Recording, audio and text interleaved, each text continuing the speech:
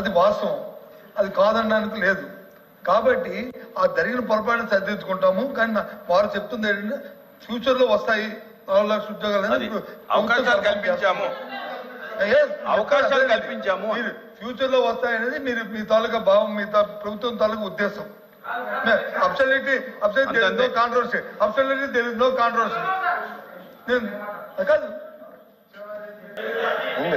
మీరు third page sir, last point చదవండి sir.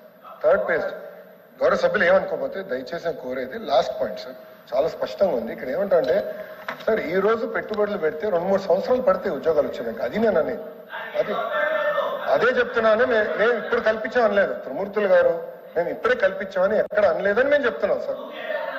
Madam గారు ఏమన్నారంటే 4 లక్షల ఉద్యోగాలు ఇచ్చారు మీరు అని చెప్పారు, ఎక్కడ ఇచ్చారని అడిగారు. మేము వాస్తవాలు మాట్లాడుతున్నాం అంతే.